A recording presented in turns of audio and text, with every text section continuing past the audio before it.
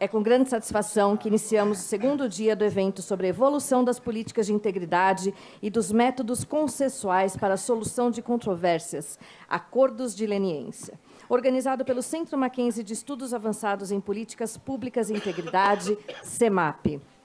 Gostaríamos de apresentar as autoridades que estão à mesa. Reverendo Roberto Brasileiro Silva, presidente do Supremo Conselho da Igreja Presbiteriana do Brasil, o presidente da sessão e presidente do Conselho de Curadores do Instituto Presbiteriano Mackenzie, Dr. Antônio César de Araújo Freitas, o conferencista desta manhã, o excelentíssimo ex-presidente da República, professor Dr. Michel Temer, o ministro do Tribunal Superior do Trabalho Acadêmico e vice-presidente da Academia Internacional de Direito e Economia, AIDE, Dr. Ives Gandra da Silva Martins Filho, Dr. Milton Flávio Moura, presidente do Instituto Presbiteriano Mackenzie, professor Dr. Ives Gandra da Silva Martins, professor emérito da Universidade Presbiteriana Mackenzie, acadêmico e presidente de honra da Academia Internacional de Direito e Economia, a presidente da Academia Internacional de Direito e Economia, a professora doutora Samantha Meyer Marx. Gostaríamos de agradecer a presença do ministro André Mendonça, ministro do Supremo Tribunal, agradecer a presença das autoridades, dos conselheiros, de todos que estão presentes conosco, dos membros do Conselho Deliberativo do Instituto Presbiteriano Mackenzie, dos diretores da diretoria executiva do Instituto Presbiteriano Mackenzie, senhores desembargadores, senhores professores, senhores alunos, damos as boas-vindas a todos. Senhoras e senhores, neste momento, gostaríamos de convidar o reverendo Roberto Brasileiro Silva para realizar a devocional deste evento.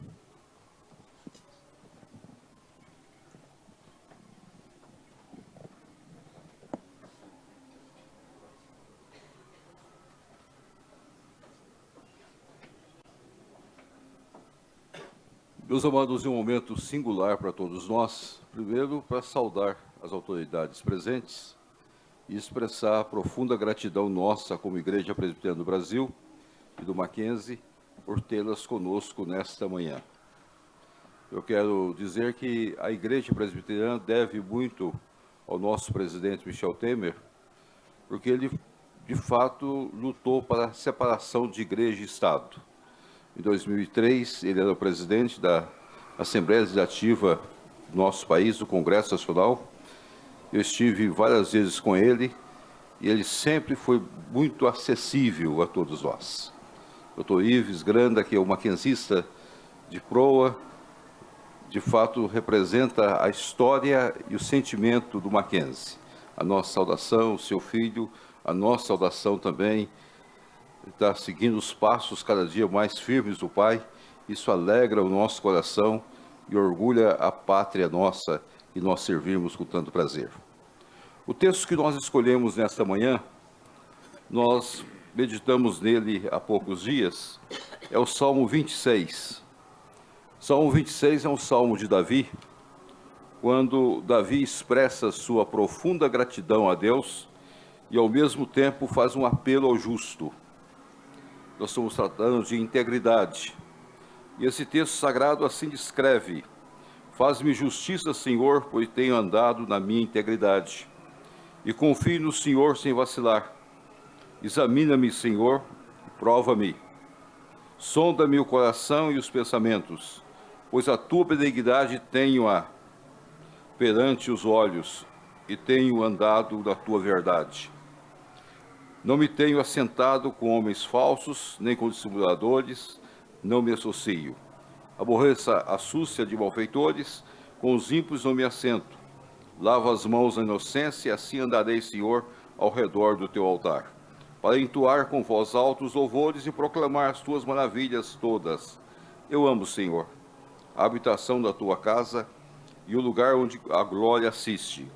Não colhas a minha alma como a dos pecadores, nem a minha vida como a dos homens sanguinários, em cujas mãos há crimes e em cuja destra está cheia de subornos. Quanto a mim, porém, ando na minha integridade.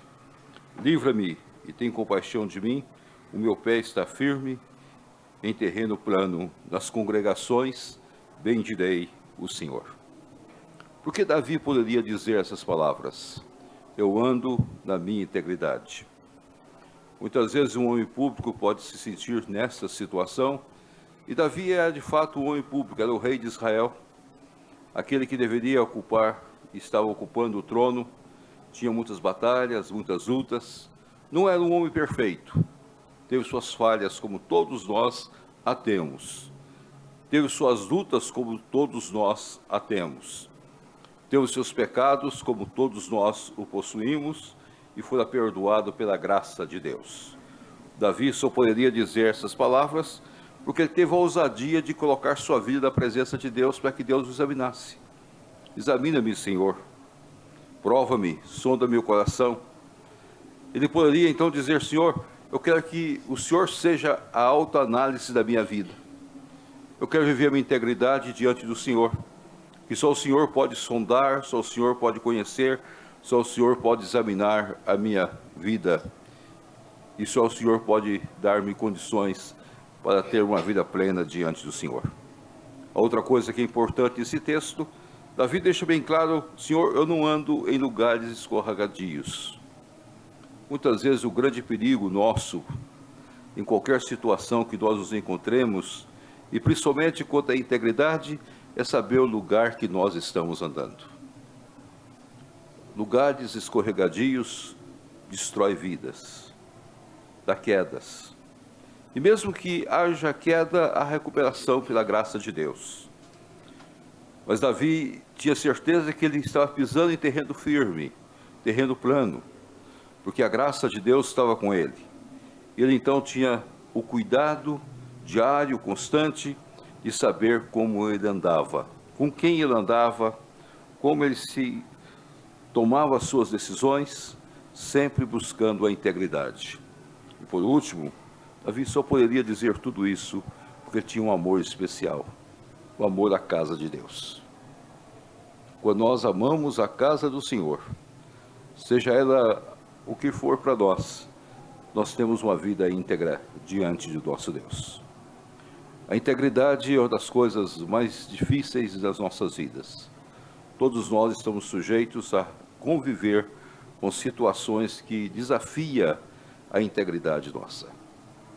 Um dos períodos mais difíceis da história foi o período de Noé. E Noé fora justo e íntegro entre os seus contemporâneos. Esse é o desafio que eu gostaria de deixar para todos nesta hora, e é a palavra de meditação da nossa igreja a cada um daqueles que aqui estão conosco. Nesses painéis que vão discutir e vão tratar de questões referentes à integridade, nós possamos ter de fato, sempre nas nossas vidas, esta visão: amar o Senhor, viver com o nosso Deus, ter experiência com Jesus Cristo, é o ponto central para termos uma vida íntegra em todos os momentos da nossa vida. Que Deus os abençoe. Amém.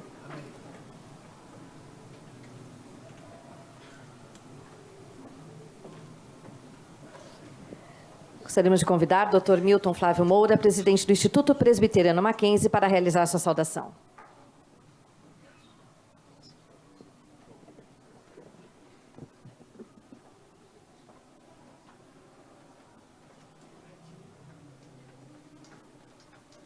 Muito bom dia a todos. Quero cumprimentar a mesa, essa ilustríssima mesa, uma pessoa do presidente do Supremo Concílio da Igreja Presbiteriana do Brasil, reverendo Roberto Brasileiro. Quero também saudar o digníssimo senhor, professor doutor Michel Temer, ex-presidente do nosso Brasil.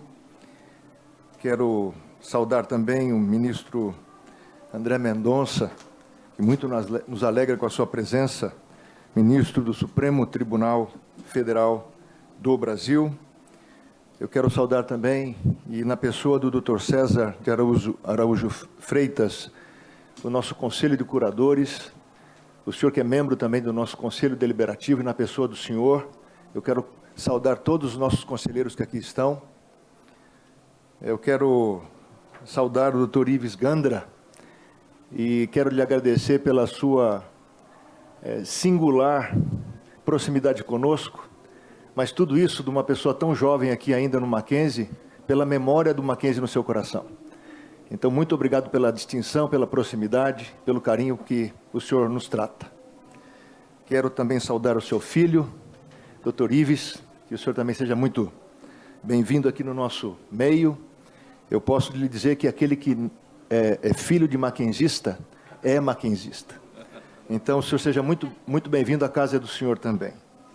Eu quero saudar também a professora doutora Samantha Meyer Marques, que é presidente da Academia Internacional de Direito e Economia, que nos abrilhanta nesse momento, dando mais um passo aqui para a nossa universidade, em especial para o CEMAP, com esse objetivo tão nobre de divulgar essa mensagem preparada, elaborada, desenvolvida, estudada, já há bastante tempo. Nós estamos chegando a 153 anos este ano. Dr. Renato Laranjo também, que está aqui presente, Dr. Anísio Borges, que são os nossos conselheiros, Dr. Marco Túlio, que esteve conosco, mas teve que nos deixar, o reitor da nossa universidade, Dr. Antônio Carlos Rodrigues, diretor do nosso CEMAP, e a professora doutora Cássia Pimentel, que eu posso dizer que a senhora está carregando um piano, mas o piano está sendo hoje colocado aqui numa apresentação maravilhosa. Queria parabenizar por todo o trabalho que os senhores estão fazendo. Eu queria deixar uma palavra muito rápida, muito breve, porque, na verdade, nós estamos aqui por causa das nossas personalidades que nos alegram com a sua presença.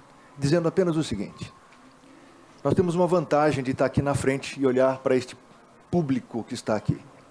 E não somente para este público, mas como o Dr. Sérgio já me falou, que gostaria de um ambiente até maior, e isso aqui está sendo um teste muito importante para nós, daquele público que está lá na porta, que gostaria de estar aqui conosco, presenciando todos os senhores, ouvindo de pronto, e dizer que isto é Mackenzie.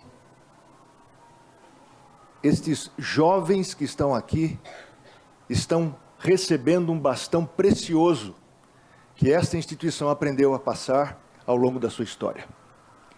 Eu queria deixar esta mensagem breve, para dizer que o Mackenzie vai continuar sendo isto. Ele vai continuar compartilhando o seu conhecimento, para que a justiça, para que a integridade, para que aquilo que é o cerne dessa instituição possa ser levado a outras gerações. Porque a mensagem que nós temos é a mensagem de que aquilo que Deus nos deu, nós vamos compartilhar. Então, eu quero parabenizar ao CEMAP, em especial, Dr. César, eu sei o quanto o senhor tem lutado por isto, quero agradecer como responsável por essa instituição, por tudo aquilo que tem sido feito, e estimular que isso continue assim, em especial, para a gente cumprir aquilo que a última linha da nossa identidade institucional fala, que em toda e qualquer situação, nós iremos agir com amor para a maior glória de Jesus Cristo. Que Deus nos abençoe e um ótimo evento a todos.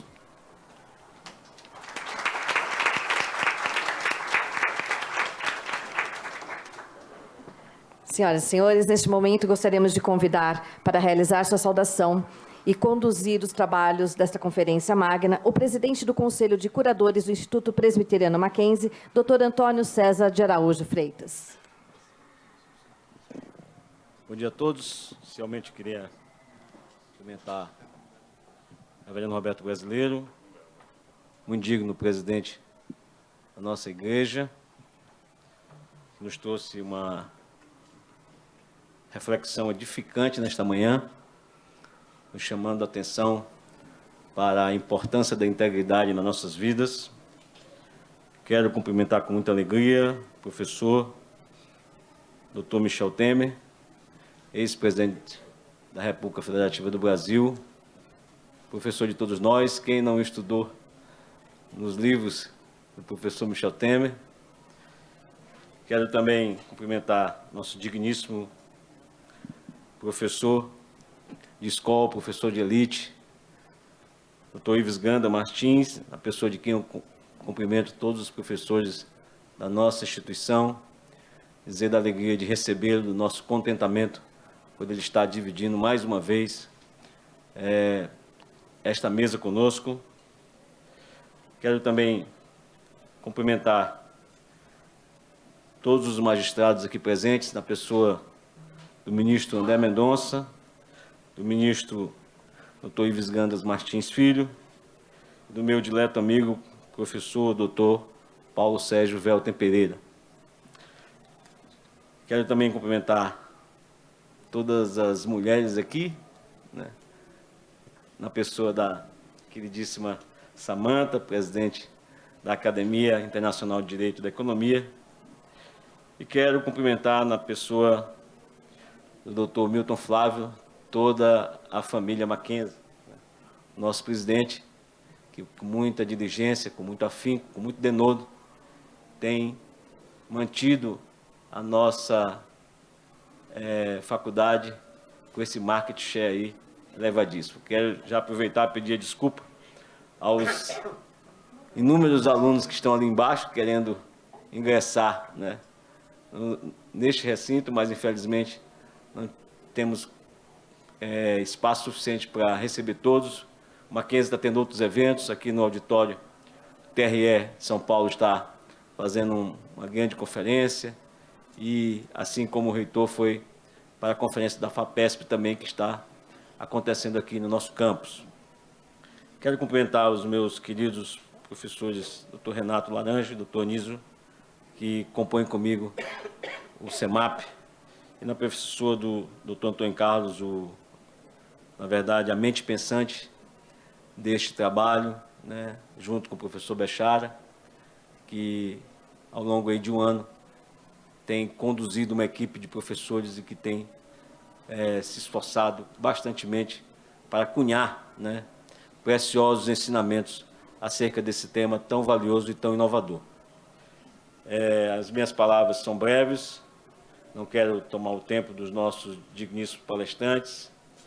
Ontem pela manhã eu dizia que integridade é uma escolha pessoal, e hoje eu queria dizer para os senhores que integridade é falar a verdade para nós mesmos.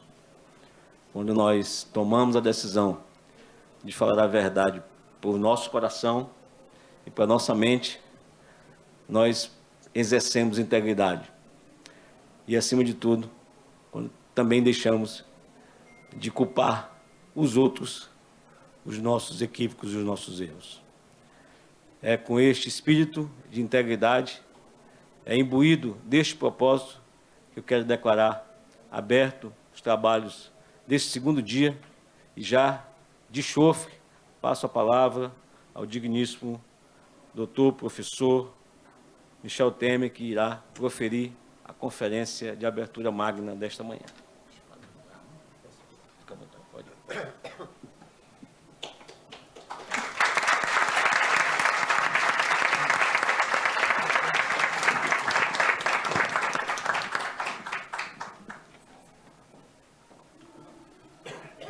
Olha, em primeiro lugar, eu quero saudar a todos que estão aqui à mesa e no auditório.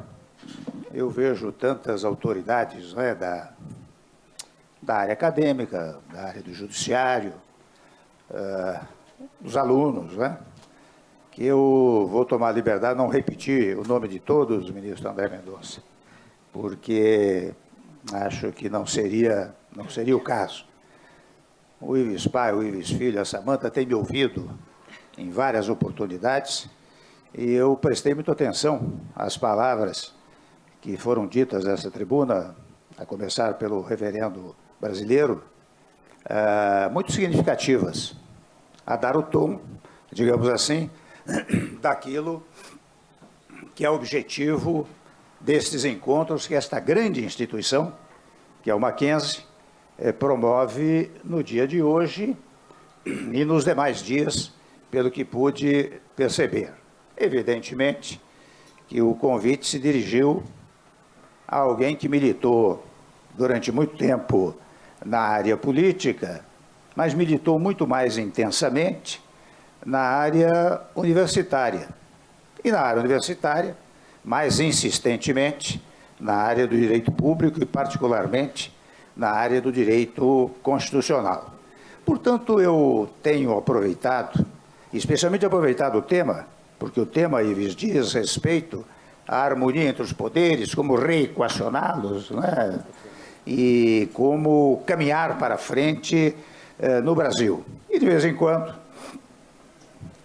quando não, digo eu, de vez em sempre, eu recebo informações, mas Temer, vem cá, como é que se pode equacionar uma certa tranquilidade no nosso país. Como atingir a integridade? Como atingir o combate à corrupção? Como pacificar o país? Como unir os brasileiros? Como unir especialmente as instituições? Como fazer com que cada qual das instituições e cada qual das corporações fique no seu quadrado legal? E eu respondo com uma singeleza absoluta, e aqui eu vou pedir licença para dizer obviedades, mas é interessante, doutor Hamilton, como as trivialidades hoje em dia são indispensáveis. É bom recordar os conceitos fundamentais referentes ao Estado, doutor Fernando Passos, não é? Para que nós recuperemos aquilo que nós viemos perdendo ao longo do tempo. De vez em quando me perguntam, por exemplo, como obter segurança jurídica. No geral, eu verifico que as pessoas falam em segurança jurídica como se fosse algo desapegado do sistema normativo. E não é. A segurança jurídica, para dizer o óbvio, vem precisamente do rigoroso cumprimento da Constituição Federal. E da Constituição Federal e da legislação infraconstitucional com ela compatível, não é? Mas é interessante, por que é que eu digo que é importante cumprir a Constituição Federal? Porque ela, Constituição, revela a vontade do povo brasileiro, não é? Eu fui constituinte, vocês sabem, em 87, 88, ao lado de 500, na época, de mais 502 deputados e senadores. Éramos 503 constituintes naquela época. E nós fomos reconstituir o Estado brasileiro, o que fizemos em 5 de outubro de 1988, mas não em nosso nome constituintes, mas em nome do povo. Evidentemente, como o povo não poderia reunir-se em praça pública, reunir 180, 190 milhões de brasileiros na época, para dizer como quer, ou como queria, ou como desejava o novo Estado, disse, olha, eu vou eleger uns representantes meus que vão lá para dizer o que eu quero. Portanto, quando me perguntam onde está a vontade do povo, digo eu, está no texto constitucional. E se está no texto constitucional, aquela regra interna da Constituição, que diz todo o poder emana do povo, apenas reflete uma vontade original, que é aquela daqueles que nos mandaram para lá, para dizer, reconstituam o novo Estado brasileiro.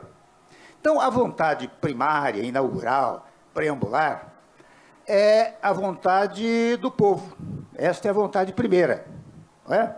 E ao constituir o Estado, o povo diz, olha, vou distribuir competências, vou distribuir atividades, né? E vocês cumpram estas atividades tal como a minha vontade determinou. E é interessante quando nós vamos ao texto, eu falo na vontade primeira, vontade inaugural, para significar que as chamadas autoridades constituídas, a partir do presidente da República, dos governadores, deputados, senadores, ministros, etc., são autoridades constituídas, portanto, secundárias. E, como secundárias, têm que prestar obediência à vontade primária, que é a vontade do povo, que, reitero, está expressada no texto constitucional. Portanto, toda vez que há um descumprimento do texto constitucional, ou da legislação com ela compatível, o que há é uma agressão à vontade popular. E é interessante que logo no preâmbulo da Constituição, e vocês percebem que preâmbulo é a palavra que vem de preambular, e, portanto, antes de caminhar, portanto, antes de entrar no texto escrito. O preâmbulo tem muito significado na Constituição, porque ela revela um pouco, digamos assim, a vontade inaugural, a vontade constituinte, não é? O povo logo diz, olha aqui, vocês vão para lá, mas constituam um Estado, e podem reler o preâmbulo, vocês verão isso, pautados pela ideia da paz interna e da paz internacional. Primeiro ponto. Segundo ponto, eu vou constituir órgãos do poder. O poder é meu. A chamada soberania pertence apenas ao povo, não pertence aos poderes constituídos. O povo é que é titular do poder e diz, olha aqui, vou constituir poderes, vou constituir órgãos, vou constituir corporações que hão de harmonizar as suas atividades, e, aliás, usa até a expressão harmonia no texto constitucional, para bem representar a minha vontade, não é? Aliás, fazendo um pequeno corte, há um trabalho, o Ives, do Carlos Aires Brito, que ele fez no mestrado de constitucional, quando lá eu coordenava o mestrado, em que ele deu os significados da palavra poder no texto constitucional. E ele diz, olha aqui, quando a Constituição diz assim, todo poder emana do povo, a palavra poder tem o significado de soberania, que é aquele poder incontrastável de mando, aquela capacidade de querer coercitivamente e capacidade de fixar todas as competências para um povo determinado, estavelmente fixado em um território. Esta é a ideia da palavra poder nesse tópico da Constituição. Mais adiante, os senhores encontram, são poderes da União, o Executivo, o Legislativo e o Judiciário. Aí a expressão significa, são órgãos da União, o Legislativo, o Executivo e o Judiciário. Mais adiante, encontro a mesma palavra poder, dizendo assim, o poder legislativo é exercido por tais e quais órgãos. O poder executivo por tais e quais órgãos. O poder judiciário por tais e quais órgãos. Aí, a palavra poder tem o sentido de função. Ou seja, a função legislativa, executiva, judiciária são exercidos pelos órgãos tais e quais. Mas eu volto, fechando esse pequeno corte, eu volto a dizer que a determinação do preâmbulo da Constituição, que se reproduz no texto constitucional, é a ideia da paz, não é? Quando a Constituição, mais adiante, diz todos são iguais perante a lei, não podendo haver distinção de sexo, raça, credo político, credo religioso, etc., o que está dizendo é o seguinte, unam-se todos. Ou seja, pacifique as suas relações. Não significa que a ideia será a mesma. Os conceitos serão os mesmos. Porque, como derivação do artigo 1º da Constituição Federal, que define o nosso Estado como um Estado democrático de direito, você tem, muitas vezes, um conflito de ideias, um conflito de posições.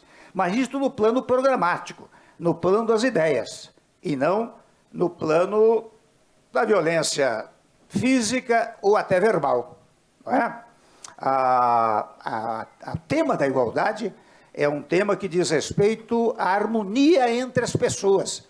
Para dizer, olha, não pense você que é presidente, que você é superior a quem é um operário. Não pense que você, que é trabalhador, é inferior a quem é senador, governador, deputado, o que seja. Não é? Este é o tema da igualdade. E, aliás, a ideia da igualdade avançou sensivelmente. O Ives, acho que já mencionou algumas vezes esse fato, a Samanta de igual maneira, não é? A nossa Constituição deu um passo extraordinário em relação às mulheres. Eu vejo que as mulheres foram saudadas aqui por um dos oradores, não é? Quando, interessante, a Constituição anterior apenas ficava na expressão de que todos são iguais perante a lei, não podendo haver distinção de sexo, etc. Mas esta Constituição, no parágrafo 1º, se não me engano, diz assim, homens e mulheres são iguais em direitos e deveres. Portanto, deu um avanço extraordinário. Veja a posição da mulher e da igualdade no nosso sistema. Literalmente estabeleceu uma igualdade absoluta entre ambos os gêneros, ambos os sexos, né? E não é sem razão que muitas e muitas vezes vêm as discussões mais variadas sobre, por exemplo, salário de homem pode ser superior ao salário de mulher só porque é homem? Tendo em vista esse dispositivo, isso já chegou até os tribunais, doutor Mendonça, não é? Então, eu quero com isso significar, vejam como a Constituição realmente é abrangente. E a ideia da paz é a marca da nossa Constituição. Mesmo no plano internacional, de fora a parte, o parágrafo 1º da Constituição, dizer que o Brasil é uma república federativa, etc., pautada pelos seguintes princípios. 1, 2, 3 lá, a solução pacífica das controvérsias com os Estados estrangeiros. É a determinação de solução pacífica. E mais ainda, hoje, quando se fala tanto em artefatos nucleares, né, lá adiante, vocês encontram um dispositivo que diz assim, olha aqui, os artefatos nucleares só podem ser utilizados para fins pacíficos. Portanto, nada de beligerância com o exterior. Até tomo a liberdade de contar um episódio de que eu participei, estando eu vice-presidente e representando o Brasil em Haia, numa reunião de países que iriam assinar um novo tratado pela desnuclearização. Quando eu falei, cada país tem aqueles 4, 5 minutos, né? Eu disse, olha, o Brasil, eu estou aqui, nós vamos assinar esse novo tratado. Mas independe da nossa assinatura internamente no Brasil, porque no país, no nosso país, a estrutura constitucional já determina que artefato nuclear só pode ser utilizado para fins pacíficos. E até deu-se um fato curioso. Logo em seguida da minha fala, por uma coincidência, suspendeu-se para um almoço e era presidente dos Estados Unidos, o presidente Obama. E ele se aproximou de mim e disse, interessante, se todos os países aqui tivessem uma regra constitucional dessa natureza, não era preciso fazer essa reunião. Vejam a importância do tema da paz, seja no plano interno, seja no plano internacional. Nós não temos, bastaria cumprir o texto constitucional, que nós teríamos um embate extraordinário de ideias em face do artigo 1º, que no artigo 1º, nós não dissemos apenas que o Brasil é um Estado democrático, bastaria isso. Nós dissemos um Estado democrático de direito. E os senhores sabem que na ciência política, Estado de direito, Estado democrático, tem uma certa coincidência. Mas nós saímos, doutor Ives, de um Estado tão autoritário que nós quisemos enfatizar a história da democracia. E a democracia existe para que haja oposição. É interessante como oposição é fundamental num Estado democrático, porque se não houver oposição, se houver uma única governo, um único exercente do poder, a tendência para o absolutismo é muito grande. Para dizer uma coisa quase piegas, né? Aquela história que todo poder corrompe, mas o poder absoluto corrompe absolutamente, né? Mas o fato é que a oposição é importantíssima. Agora, aqui vem o conceito constitucional de oposição. Qual é o conceito jurídico de oposição? É de alguém que fiscaliza a atividade governamental, seja na União, nos estados, nos municípios. E fiscaliza para quê? Para concordar com aquilo que seja importante para o Estado e discordar daquilo que o governo do momento, do instante, daquele instante, esteja tomando naquele momento. E eu tenho essa experiência, eu fui governo, muitas vezes a oposição dizia umas coisas e eu dizia, opa, tem razão. E eu chegava até a revogar decretos que eu havia editado. É claro que, como nós temos uma consciência muito, me permitam dizer, apequenada das instituições, a imprensa dizia, Temer recuou. Mas o recuo é uma coisa da democracia, não é? Juscelino Kubitschek, que deveria presidir o país nos dias de hoje, seria um grande exemplo de pacificação, não é? Juscelino Kubitschek dizia, eu não tenho compromisso com o erro. Ele vivia alterando os seus dizeres legislativos, por meio de decreto, não é? Então, dizia eu a respeito da oposição, o sentido da oposição é este, você tem que ficar atento porque a oposição está se fiscalizando no executivo, no legislativo e na consciência popular, não é? Mas o fato é que o sentido de oposição no país não é um sentido jurídico, é um sentido político. Ou seja, se eu perdi as eleições na União, no Estado, no município, eu tenho que destruir quem ganhou as eleições. Você percebe que não é uma coisa em favor do país, mas em favor de uma agremiação, de um grupo, de uma ideia equivocada, não é? Por isso que, quando nós falamos do Estado democrático, nós temos que ter consciência destes fatos. Como temos que ter, convenhamos aqui, vou dizer o óbvio, acho que o doutor Mendonça já disse várias vezes, a história da harmonia entre poderes, né? Sendo um poder constituído, portanto, secundário, todos os três, Eles são independentes, mas o que significa independência? Significa que têm competências próprias, administração própria, regimento próprio, conduta própria. Isso é independência. Mas o povo disse, olha aqui, vocês vão trabalhar em meu nome, eu só não faço um poder só, porque é preciso diversificar as atividades. Então, ao diversificar as atividades, eu quero que vocês trabalhem harmoniosamente, estão trabalhando em meu nome. Ora bem, quando há uma desarmonia entre poderes, o que acontece? É uma inconstitucionalidade, porque é uma desobediência à vontade popular expressada no texto constitucional. Então, é interessante, esses conceitos são tão triviais, eu tenho até um pouco de pejo, digamos assim, de reiterá-los a todo momento, porque as pessoas olham para mim, doutor Ives, pai Ives Filho, e dizem, esse tema é ingênuo, não é? Porque as coisas não se passam dessa maneira, a realidade fática é outra, mas sendo a realidade fática outra, ela viola os princípios da integridade que foram colocados aqui, não é? Nós temos que ter consciência desses fatos. É como a história da liberdade de imprensa. Interessante, vocês sabem que não há uma expressão no texto constitucional sobre liberdade de imprensa. O que é liberdade de informação, não é? Há uma briga permanente em favor da liberdade de imprensa e toma-se isso como se fosse em favor do jornalista ou do dono do meio de comunicação, e não é. A liberdade de imprensa é fundamental porque ela é o veículo de um instrumento constitucional chamado liberdade de informação. A liberdade de informação tem que ser ampla, e o melhor meio de se fazê-la é por meio da imprensa. Né? E daí dizem, mas até onde vai a liberdade de expressão? De fora a parte, os questionamentos referentes à derrubada do Estado Democrático, essas coisas, no mais ela deve ser ampla, porque o sistema normativo, ela prevê instrumentos para quando se verifique excesso na informação. Não é? O que é o direito de resposta, por exemplo, previsto no texto constitucional? É para você completar a informação. Alguém foi vítima de uma informação incorreta, você tem o direito de resposta. Para quê? Não é em seu favor, é para completar a informação. O direito de informação é em favor do povo, não é em favor do indivíduo e nem em favor do jornalista ou do dono da empresa de comunicação. Se você foi injuriado, caluniado ou difamado, você tem no sistema normativo o instrumento da injúria, difamação, calúnia, não é?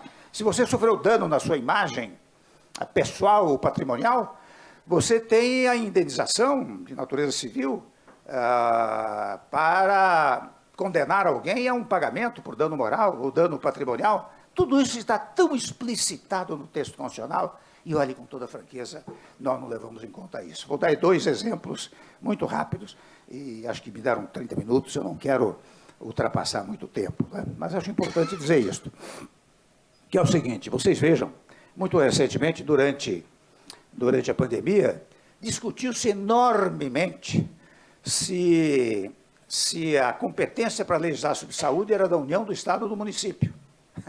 E isto chegou ao Supremo, né? Chegou ao Supremo.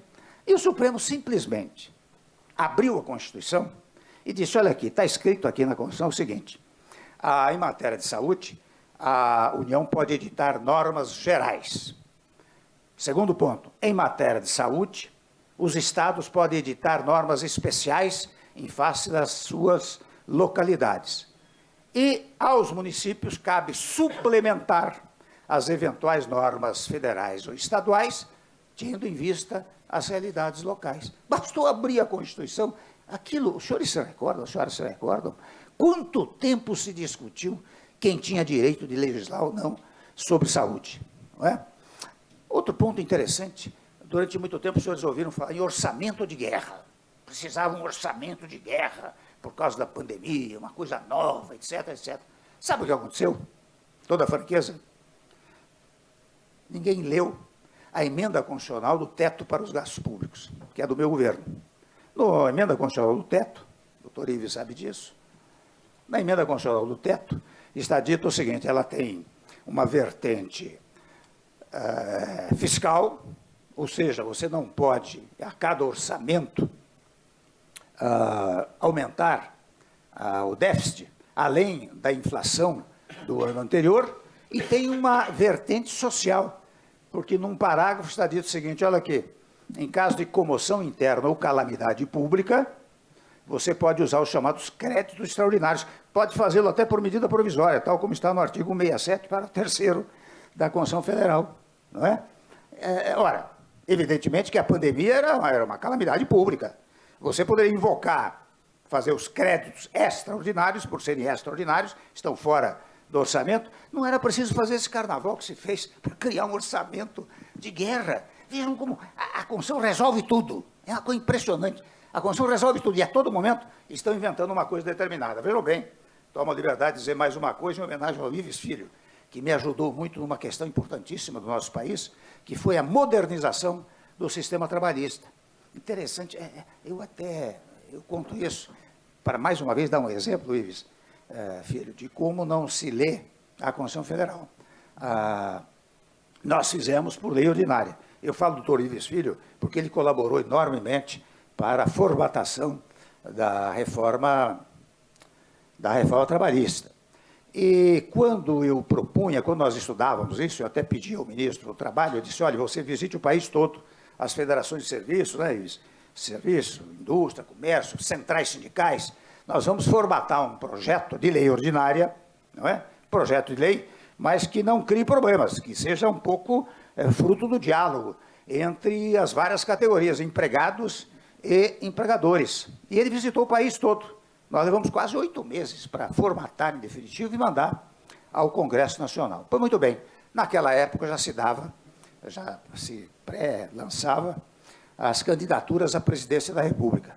E um dos candidatos dizia o seguinte, olha aqui, o Temer vai acabar com todos os direitos trabalhistas, com uma reforma trabalhista. E eu fui obrigado a gravar um vídeo, acho que o ministro Ives Filho sabe disso. Eu fui obrigado a gravar um vídeo e disse, meu caro, você quer ser candidato a presidente da República? Eu vou recomendar que leia a Constituição Federal. Mas, para não ter muito trabalho, eu já vou te indicar o artigo 7º da Constituição Federal, onde estão arrolados os direitos dos trabalhadores. E, portanto, se eu estou fazendo por lei ordinária, uma coisa que você tem que saber, antes de eventualmente assumir a presidência, é que a lei ordinária não pode violar a Constituição Federal. Então, os direitos dos trabalhadores estão todos lá. Mas eu acrescento mais ainda. Nós estamos criando direitos que acabam sendo reconhecidos pelos tribunais trabalhistas, mas não estavam legalmente reconhecidos. Dentre eles, o trabalho temporário, trabalho intermitente, não é? A quem se deu direito trabalhista. O trabalho remoto, que naquela época não havia, depois é que veio a pandemia, deu-se direito trabalhista. Portanto, hoje, quando se fala, aliás, não se fala mais, porque nós andamos escrevendo os artigos que acho que silenciaram vozes de oposição, não é? A essa reforma. Quando se fala em revogar a reforma trabalhista, eu digo, muito bem, se quiser tirar direito dos trabalhadores, revogue a reforma trabalhista, porque nós até ampliamos os direitos dos trabalhadores. E mais fizemos, nós fizemos a harmonia entre empregado e empregador, porque as grandes forças produtivas do país são empregado e empregador. E aqui no Brasil, nós somos tão preconceituosos que, eleitoralmente, nós sempre jogamos o trabalhador contra o empregador contra o trabalhador, quando são, reitero, as forças produtivas do país. Você tem que harmonizá-las, não é? Você tem que trabalhar no sentido de ter uma harmonia. Não é? Eu, quando viajava para o exterior, em empresários, etc., e aqui também, a grande queixa era a história das reclamações trabalhistas de um lado, de outro lado, a burocracia tributária. Não é? Sim, mas em torno de tudo isso, um dos fundamentos da Constituição é exatamente o diálogo, não é? Está na Constituição. Diálogo entre poderes, com a sociedade. Nós dialogamos muito. Vocês percebem que não houve nenhuma greve de trabalhadores por causa da reforma trabalhista. Nenhuma, zero. O doutor Ives Filho, até no dia que nós lançamos, ele foi lá e fez um discurso de apoio ao lado de 4 representantes dos empregados e 4 representantes dos empregadores, não é? Então, eu vejo essas coisas como interessante, eu sempre percebo, se as pessoas olhassem com cuidado, com calma, a Constituição, como costuma fazer o nosso judiciário, tem que chegar lá no judiciário, né? Porque também outra coisa que se diz com frequência é o seguinte, o judiciário, me permita a expressão, se mete em tudo. Não é bem assim. Vocês sabem que eu fui presidente da Câmara dos Deputados 3 vezes, quem mais provocava o Supremo Tribunal Federal era a classe política, não é?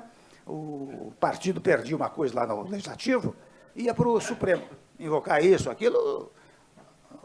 A jurisdição, que é inerte, tem que ser provocada que foi, tinha que decidir.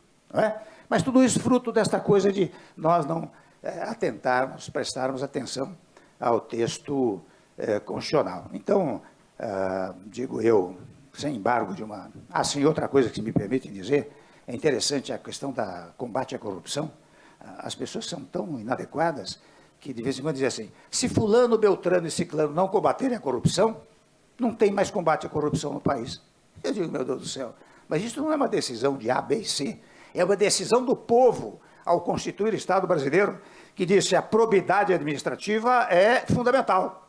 Portanto, ninguém pode violar a probidade administrativa. Não são pessoas que conduzem o combate à corrupção, são os entes constituídos que, prestando obediência à vontade primeira, à vontade do povo, têm que manter a probidade administrativa e combate à corrupção. Tudo isso, meus amigos, minhas amigas, é fruto de um exame, digamos assim, tranquilo, sereno, do texto constitucional, não é?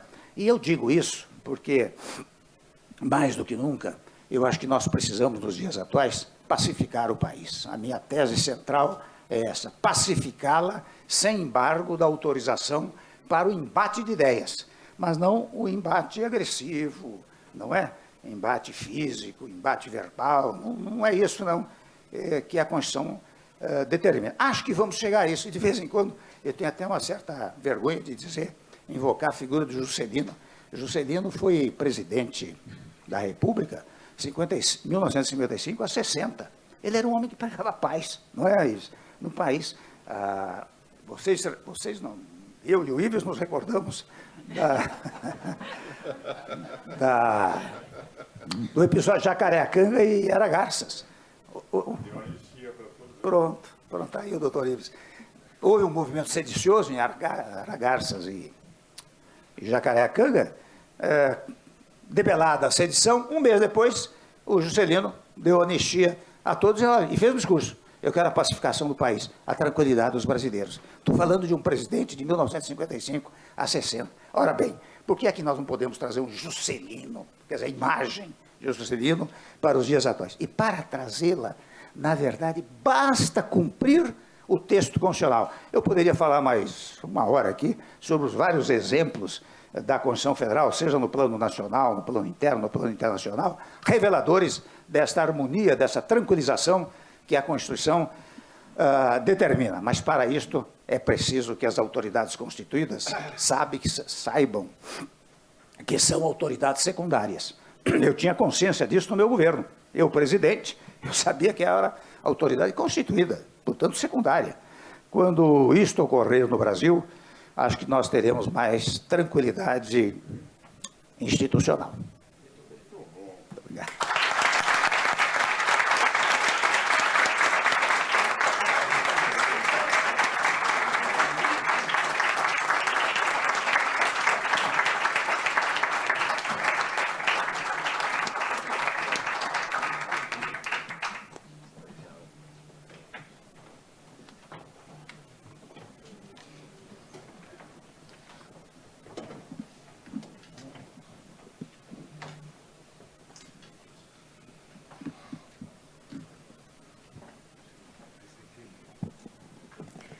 Nossos agradecimentos ao professor Dr. Michel Temer e passamos a palavra ao Dr. Antônio César. Parabenizamos o professor Michel, né? Pelo menos eu já alcancei um dos meus sonhos, né?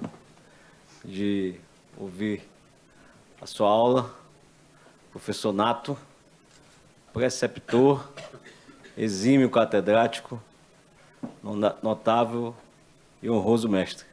Parabéns por tanta clareza, tanta nitidez, né, tanta objetividade que ele pôde nos trazer, princípios e valores básicos que muitas das vezes não nos atentamos, mas que são tão relevantes, pois incertos no texto constitucional, são com certeza, como acabamos de ouvir, com muita maestria, imprescindíveis e relevantes para esse país que nós tanto almejamos e tanto sonhamos, que é um país pacificado, né?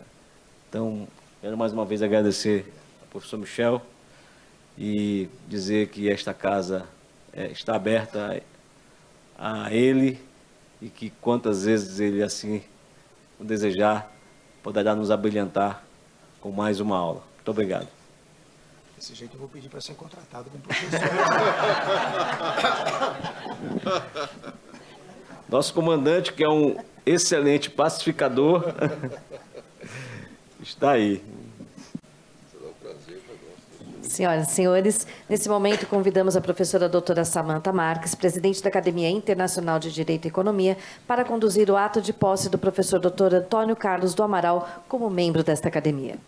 Bom dia a todos. Gostaria de cumprimentar meus colegas de mesa, o reverendo Roberto, o presidente Michel Temer, nosso acadêmico, nosso presidente de honra, professor Ives Gandra, nosso vice-presidente Ives Gandra Filho, o professor Milton Moura, professor Antônio César, cumprimentar o ministro André Mendonça, cumprimentar todos os nossos acadêmicos na pessoa do nosso primeiro presidente, Carlos Alberto Longo, cumprimentar os professores do Mackenzie na pessoa do nosso querido professor Ismânio, todos os alunos, sejam muito bem-vindos à sessão solene de posse do nosso querido professor, doutor Antônio Carlos Rodrigues do Amaral, na Academia Internacional de Direito e Economia.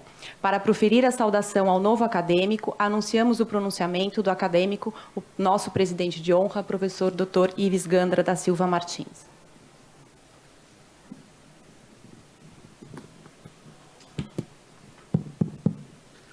Em primeiro lugar, quero cumprimentar a todos os presentes a belíssima locução do reverendo Roberto Brasileiro, que falou sobre a integridade, que é aquilo que não só os governos, mas todas as pessoas mais precisam na sua vida. Cumprimentar o meu queridíssimo professor Milton, professor César, todos aqueles que estão na mesa. É o meu amigo de mais de 40 anos, que é o presidente Michel Temer, este que foi um grande constitucionalista e quando ele decidiu seguir a carreira política, sendo secretário do governo Montoro, comentava com os amigos deles, com os nossos amigos, sócios dele, Celso Bastos, Paulo Bastos Carvalho, que nós íamos perder um grande constitucionalista, porque não tenho dúvida que se continuasse a carreira acadêmica, seria talvez o maior, se não um dos maiores constitucionalistas da história do Brasil. Mas os senhores perceberam que soube cumprir na presidência da Câmara por 3 vezes e da República esse respeito à Constituição. Eu só lembro, meu caro e querido amigo Michel Temer, um professor que foi nosso, seu e meu, na São Francisco, e que, se podemos todos ter algumas restrições no conhecimento de processo penal, que era o Canuto Mendes de Almeida, ele tinha, entretanto, uma frase que me parecia extremamente importante para todos os estudantes de direito. Ele dizia o seguinte: aprendam a ler o que está escrito na lei. Não é a doutrina, não é os que formulam teorias, mas é o texto da lei com que vocês terão que trabalhar. Porque senão corre o risco de um intérprete jurista que escreveu sobre interpretação de direito e que dizia que o maior erro de um operador do direito, pior erro de um intérprete do direito, pior erro de um julgador, é tentar tirar da lei o que lá está escrito por antipatia, ou colocar na lei o que não está por simpatia. O jurista não é aquele que faz a lei, é o povo através dos seus representantes. E todos aqueles que procuram criar teorias, criar soluções diferentes daquilo que os verdadeiros representantes do povo fazem, que é fazer a lei, todos esses, evidentemente, podem ser gênios, grandes filósofos, academicamente respeitáveis, como dizia Roberto Campos, para serem aplaudidos pelo povo, pela sua genialidade, mas não são aqueles que são os verdadeiros intérpretes do direito. Juristas, membros do Ministério Público, magistrados, têm que ler o que está escrito que representa o povo. Só digo isso porque, realmente, as palavras do meu caro presidente Michel Temer representaram música para o meu ouvido. Para um velho de 88 anos, ouvir aquilo que ele gosta de ouvir, e que se tem que respeitar o que os representantes do povo escreveram, não do que os gênios interpretam. Me parece que é o único caminho que nós, que trabalhamos nessa universidade, eu fui professor aqui no século passado, e um dos grandes orgulhos que tive foi de ser professor dessa casa, o primeiro doutor em Direito desta casa, é que nós temos a nossa função como políticos, como qualquer outra forma de agir. Nós podemos criar as nossas teorias no direito, mas nós temos que aprender a representar o que está escrito, porque este é o campo concreto da nossa operação. E é evidente na busca de um ideal de justiça, que o direito em nível de pensamento tem que ir para aí. Mas isto era apenas para agradecer as palavras do professor Michel Temer, como eu disse, para quem é de uma família que todos se dedicaram à música, é música para os meus ouvidos. Bem, queria dizer apenas rapidamente, na posse do meu caro Antônio Carlos Rodrigues do Amaral, que a Academia Internacional de Direito e Economia foi criada em 1986.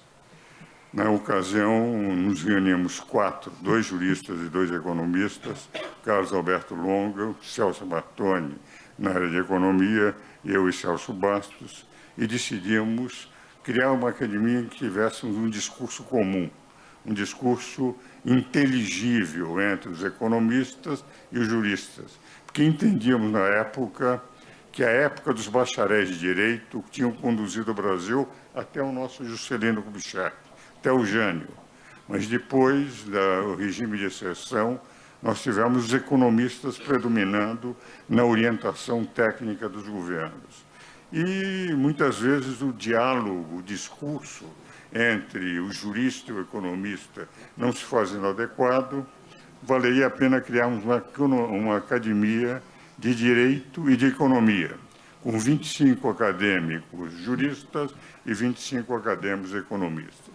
Levamos de imediato a ideia para o Hamilton Dias de Souza, aqui presente, Arnoldo Valde, Moreira Alves, Sidney Santos, Carlos Mário Veloso, Mário Henrique Simo, Roberto Campos, Delfim Neto, e em pouco mais de 2 meses nós já tínhamos o quadro. E aí, Carlos Alberto Longo, aqui presente, professor titular de Economia na FEA, disse como tinha feito o Harvard e era muito amigo de Oliver Altman, o maior tributarista na época, de conhecedor de direito tributário na Universidade de Harvard, que nós poderíamos ter uma ala internacional. E abrimos 15 cadeiras, 15 vagas para acadêmicos internacionais, sendo que o próprio Alberto trouxe o Oliver Altman, o Dornbusch, o Walter Wagner Baer, economistas de prestígio, trouxemos o Canotilho, professores de fora, e a academia foi fundada em 2 ou 3 meses, com sessões solenes, com congressos organizados, e decidimos que teríamos alternância. Basta dizer que fui eu o primeiro presidente, Carlos Alberto II, Hamilton o terceiro, Arnoldo Valde, Paulo Rabelo de Castro, enfim, tivemos sempre a academia crescendo com esses elementos. E elementos de grande valor. Os nossos saudosos Roberto Campos, Carlos Alberto Longo, Mário Henrique Simons na área de economia, o Nelson Jobim, o Marco Aurélio de Mello, o Moreira Alves, que foi fundador, Sidney Sanches, ministro da Suprema Corte. A academia, enfim, organiza, desde o seu início, um congresso anual discutindo sempre temas relevantes. Nos últimos 10 anos fizemos o Congresso junto com o Conselho Superior de Direito da Federação do Comércio, e a academia, cada vez que perdemos algum elemento, nós escolhemos no quadro acadêmico, como acontece nas academias desde a fundação da Academia Francesa em 1635, pelo cardeal Richelieu, com a escolha, e dessa vez foi escolhido o nosso professor dessa casa, Antônio Carlos Rodrigues do Amaral, que eu tenho o privilégio, por essa razão que pediram que saudasse, que ele, ainda estudante, começou a trabalhar no meu escritório. Foi meu estagiário, colega, sócio, pois foi para os Estados Unidos, onde fez uma brilhante carreira com escritório de advocacia, mestre pela Universidade de Harvard, e com toda a sua família também dedicado, ao ponto de ter tido um filho que fez West Point no Exército, um cidadão americano, porque nasceu lá. E, enfim, tivemos eu acompanhando, inclusive padrinho, somos compadres, sou padrinho do primeiro filho dele, uma carreira brilhante no campo acadêmico, no campo da advocacia e principalmente no campo das grandes realizações de levar o direito ao conhecimento das mais variadas áreas acadêmicas e fora da academia, empresariais, na correta interpretação do direito constitucional. Ainda quando era professor dessa casa, como professor titular de Direito Constitucional, era meu assistente, o professor Antônio Carlos Rodrigues do Amaral, que, quando não podia dar aula, na época viajava muito, ele me substituía e tinha sempre a impressão que superava de longe o velho professor que lá estava dando as suas aulas de Direito Constitucional. É por essa razão, muito brevemente, que nós, a Academia Internacional de Direito e Economia, quando foi proposto o nome de Antônio Carlos Rodrigues do Amaral e a consulta que se fez, foi a unanimidade.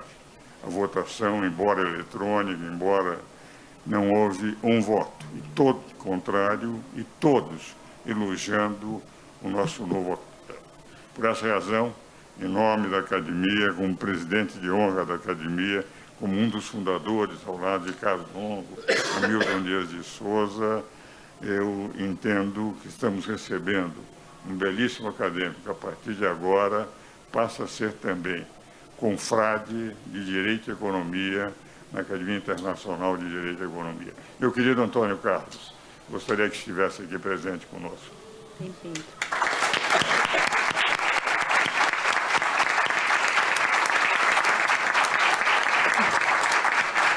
Neste momento, chamamos o Dr. Antônio Carlos Rodrigues do Amaral para prestar o juramento protocolar. Professor Antônio César, o senhor entrega para ele, por favor.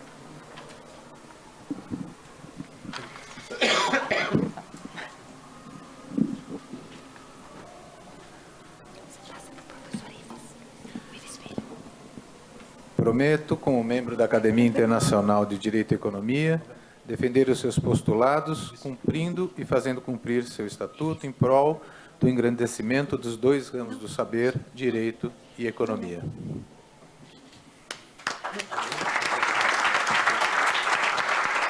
Neste momento, peço que o professor Antônio César venha assinar o termo de posse com o ministro Ives Filho.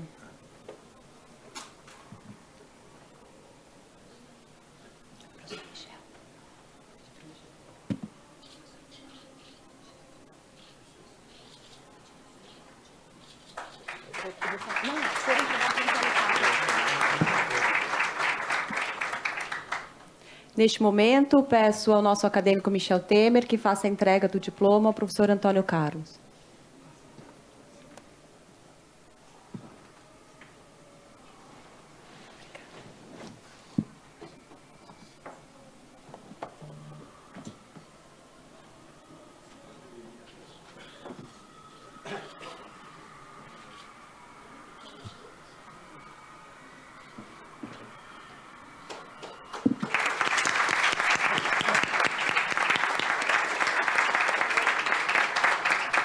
Neste momento também peço ao ministro André Mendonça que faça a entrega da medalha ao professor Antônio Carlos.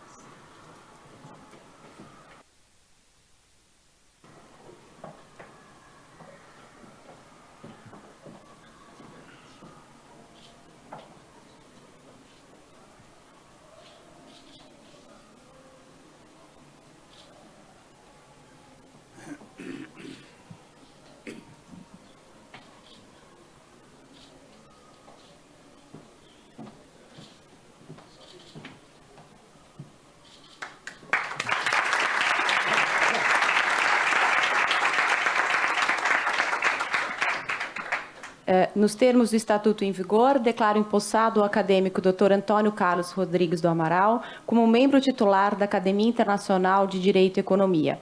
Anunciamos o pronunciamento do Dr. Antônio Carlos Rodrigues do Amaral, que ocupará a cadeira número 14 do seu antecessor, o saudoso acadêmico Cássio Mesquita Barros. Obrigado, minha querida presidente, Samantha Meia, professor Ives, enfim, que eu sou eterno discípulo, nosso presidente de honra da nossa academia, uma academia que eu acompanhei o nascimento e também vi desenvolver ao longo dos anos, com Carlos Longo, Hamilton Dias de Souza e tantos outros. Querido ministro Ives Filho, também vice-presidente da nossa academia. Reverendo Roberto Brasileiro, em nome de quem saúdo, enfim, toda a nossa família maquenzista e também do nosso presidente Milton e também nosso líder do CEMAP, conselheiro Antônio César Freitas, e o presidente Michel Temer, que nos deu a honra de comparecer a essa nossa sessão deste nosso evento, e todos os professores, colegas, amigos, amigas aqui presentes. Eu prometo tomar 3 minutos e meio do tempo dos senhores. Ao tomar posse na Academia Internacional de Direito e Economia, 3 palavras me vêm à mente e ao coração neste momento: agradecimento, generosidade e responsabilidade. Agradecimento, primeiro, a Deus, que apesar da pequenez dos seus instrumentos, de nossos defeitos, de nossas limitações, nos olha sempre com amor de Pai, nos guia, nos protege e nos concede generosamente muito mais do que aquilo que merecemos. Como lembra a oração de Neemias no Antigo Testamento, tu és um Deus sempre disposto a perdoar, bom, amoroso, misericordioso, leal, tardio em irar-se, rico em bondade e nunca nos abandona. Agradecimento a meus pares de academia pela generosidade de me acolherem no seio dessa instituição tão respeitada, ainda que como o menor entre os nomes consagrados, entre tantos nomes consagrados no Brasil e no exterior, não apenas na área do direito e economia, mas também da política, da educação, da ciência, das artes e da literatura. Agradecimento ao Mackenzie, aos nossos dirigentes, aos colegas professores, alunos, colaboradores, este Mackenzie que faz parte indissociável de minha vida e de minha família. Aqui estudei com minha esposa e nos formamos na universidade. Meu tia também é 382, para quem viu ontem a palestra do Dr. Sarrubo, dele também é 382, somos colegas de turma. Aqui nossos 5 filhos cursaram da pré-escola e a maioria deles até a universidade. Aqui ingressei para lecionar e tive a honra, pelas mãos do professor Ives, de sucedê-lo na disciplina de Direito Constitucional. E agora tenho a honra de servir ao Mackenzie e aos meus pares junto ao CEMAP, que é o nosso Centro Avançado de Estudos em Políticas de Integridade, o Mackenzie Integridade. Aqui aprendi que ser mackenzista é muito mais do que pertencer a uma grande, tradicional e sempre inovadora instituição. Ser mackenzista é um estilo de vida e que, como instituição confessional, sempre nos aproxima de sonhar os sonhos de Deus, a serviço dos nossos alunos, de nossa comunidade, do país e da sociedade. Agradecimento aos meus queridos filhos e à minha esposa, tão amada Denise, que, como ela costuma dizer, considerando que começamos a namorar aos 16 anos de idade, estamos casados há 35 anos, ela costuma dizer: não lhe dei os melhores anos de minha vida, lhe dei todos os anos de minha vida. Uma academia é um rio caudaloso, que é formado por aqueles que nos antecederam.